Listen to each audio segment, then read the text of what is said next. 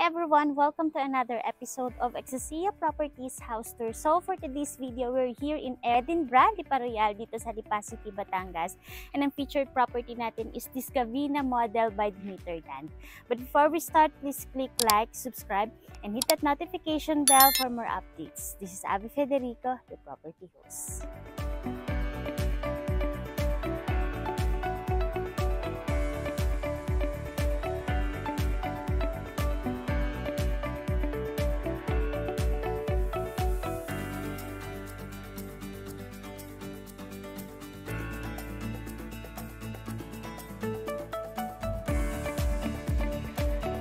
For this Gavina model, yung total lot area nito is 300 square meters and then yung total floor area nito is 158. So sa ngayon dito sa Edinburgh, Lipa Royal, yung mga available na lots is dalawang 150 square meters. Tulad nito, yung total niya is 300. So dalawang 150 square meters yung lot area nito. So, included sa package yung ating fence and gate. So, yung kabuuan ng property na 300 square meters is meron siyang fence tulad dito, fence and gate. And yung height niya is nasa 1 meter. Dito tayo sa area na to. Ayan, diba? Ang laki. Ang laki ng space mo. Yeah, for example, gusto mo naman na yung property mo is since may mga spaces pang ganito, pwede kang magpalagay na yung swimming pool, ayan. Since pagdating sa Dimitrland kasi is allowed ang customizations ng unit.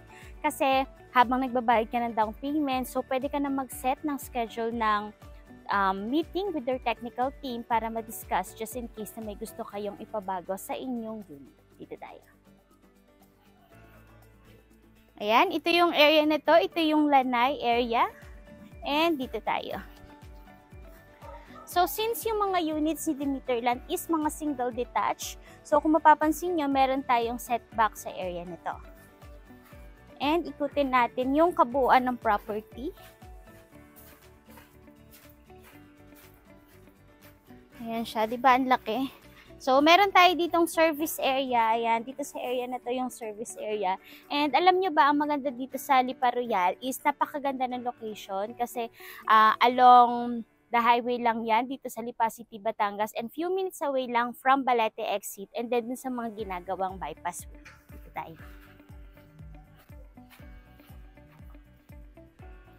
And ito yung ating carport area. Ayan. Para sa carport area natin, this is provision up to 2 cars. Actually, kaya nga kahit tatlong sedan kaya siya or dalawang SUV. And then at the same time, since may space ka pa doon, so pwede mo pa rin siyang i-utilize as your additional carport. So tara naman sa loob.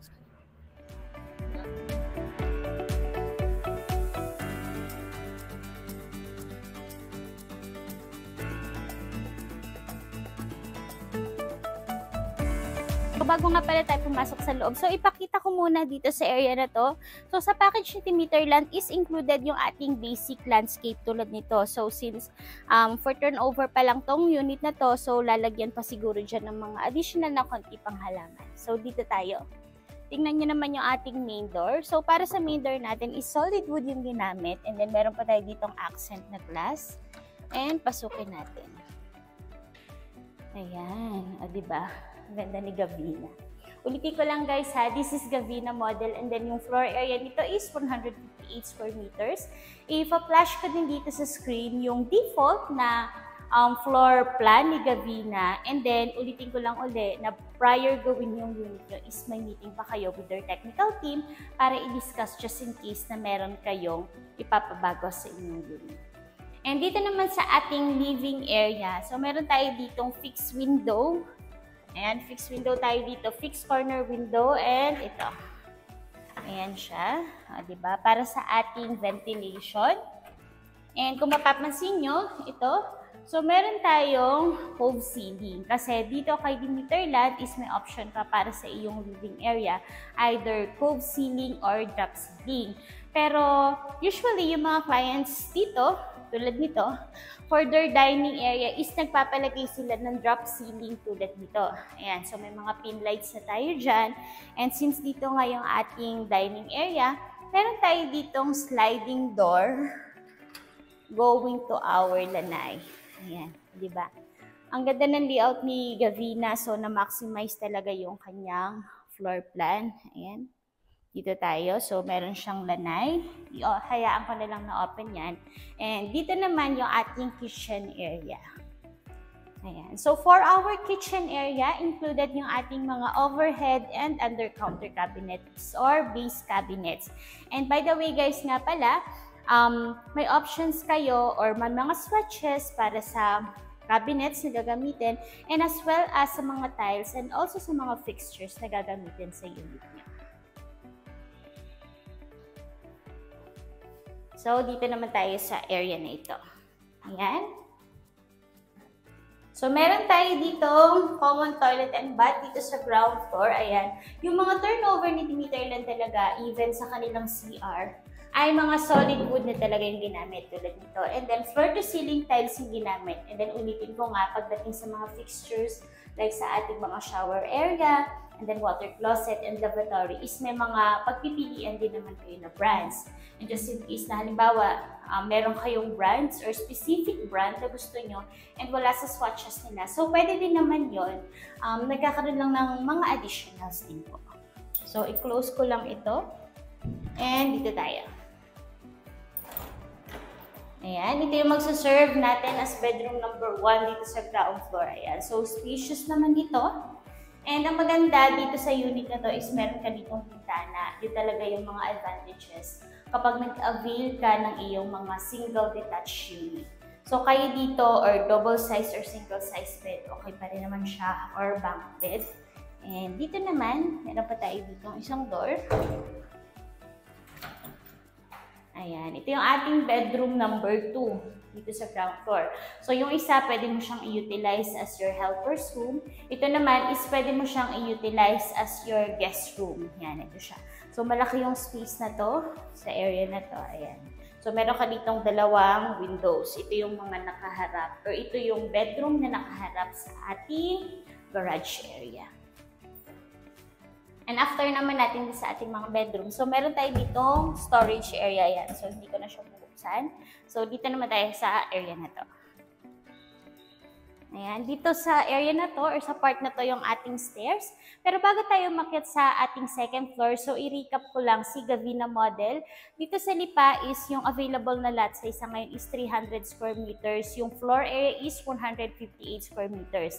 And please take note guys ha, na available si Gavina model dito sa Batangas, Cavite, and also sa Laguna. May mga available dyan na projects si Dimitar. And then, para sa carport, meron tayong provision for 2 cars. Meron tayong lanay, service area, living, dining, kitchen area, and then meron tayong 2 bedrooms dito sa ground floor, plus yung ating storage area. So, tara na second floor.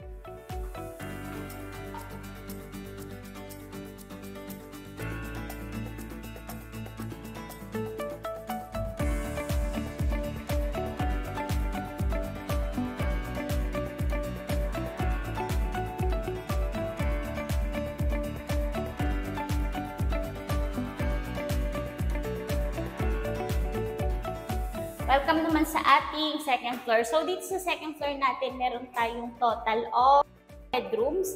And then, kung mapapansin nyo dito sa area na to, yan, meron tayong fixed window. So, si client is most probably magpapalagay siya ng kanyang chandelier. Ayan. So, sa steps natin is naka-wooden steps tayo, as well as wooden handrails on steel yan. And meron tayo dito tempered glass. Ayan. So, unahin kong pasukin itong bedroom number 1. Ito tayo. Ayan, ito yung ating bedroom number 1 na magsaserve din as your master's bedroom. And please take note guys nga pala ha, na yung naging modification si client dito is parang ni-rumble lang niya or pinaikot lang yung mga bedrooms dito sa second floor. Ayan, so sa naunang part naman ng video is i-finlash ko yung default na floor area ni Gavina. Ayan, so dito meron tayong fixed window dito and naka-cove ceiling tayo dito sa area na to with pin lights. And dito naman, ito yung magsaserve mo as your walk-in closet. Yan, may mga closets tayo dito. As well as sa mga cabinets is meron pa rin kayong swatches. Kasi upon turnover is kasama yung mga cabinets sa package dito. And dito yung iyong master's toilet and bath. Diba? Ang laki ng master's toilet and bath. So, meron ka ditong bathroom niche, meron ka ditong bintana, floor-to-ceiling tiles, Meron tayong rain shower handheld. Meron tayong, ito yung ating water closet and bidet. Ayan. So, kita nyo naman, high quality yung CR natin. And even dito sa CR is solid wood yung ating ginamit. Puntahan naman natin yung bedroom number 2. Dito muna tayo sa bandang dulo. Ayan. So, dito sa space na to is kung halimbawa, pwede mo siyang lagyan ng mini sofa o kaya lagyan mo ng parang altar, mga design. Ayan. So, dito tayo sa ating common bedroom. Ito na yung ating pang-apat na bedroom. Kasi meron tayong dalawa sa baba, meron tayong masters, and then ito na. Ayan. So, meron pa rin tayong cabinets. Ito pa rin yung bintana natin para sa ating proper ventilation. And naka-cove ceiling pa rin tayo sa area nito. So, dito naman. Ayan. So, yung size ng bedroom na to is halos ka-size lang nung nauna. And then, pagdating naman ng sizing ng bedrooms, yun nga yung isa sa advantage ni Demeter since allowed yung modifications or customizations ng unit. So, malalaro nyo yung size ng inyong bedrooms. Just in case na gusto nyo mas malaki ng konti dun sa 158 square meter na floor area. So, allowed pa rin yun kay Demeter. So, napapag-usapan naman yun. And lastly, actually hindi pa siya last. Dito pa tayo. May isa pa pala, may balcony pa tayo. Ayan, ito ang ating common toilet and bath dito sa second floor. Ayan. So, sa common toilet and bath natin, ang laki pa rin niya. Ayan, yung floor to ceiling tiles pa rin. May outlet tayo doon, mga pin lights. Ayan. And yun nga, sa last part na ating video is yung ating balcony. Dito. Diba, dito sa area na to, actually, pwede mo pa siyang i-utilize as your family area eh.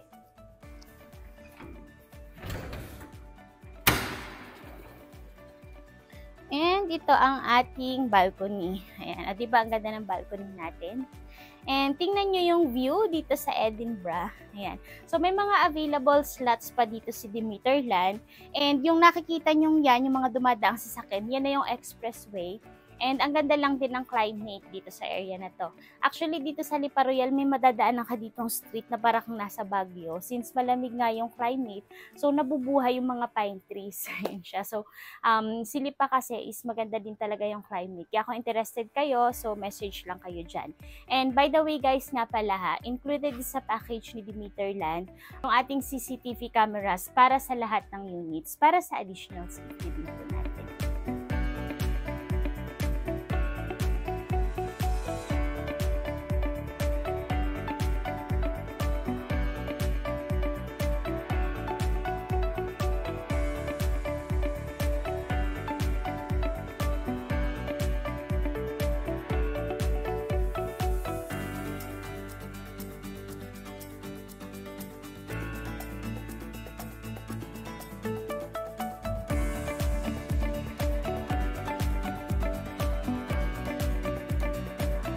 So, that's the end of our house tour dito kay Gavina Model. Kaya kung interested ka sa mga pre-selling units ni Demeterland, so si Gavina Model is available dito sa Batangas, dito sa Lipa City, Batangas. So, meron din in Batangas City, Tanawan City, and meron din in Bawan. And also in Cavite, available ito sa General Trias, sa Tansa, and then sa Trece. And for Laguna area, may available na units in San Pablo and in Alaminos and in Calamba. Ayan. Kaya kung interested ka sa mga units na ni-offer ni Demeterland, so ilalagay namin sa description box yung details ng property, yung mga available locations at ang aming contact numbers. Thank you for watching!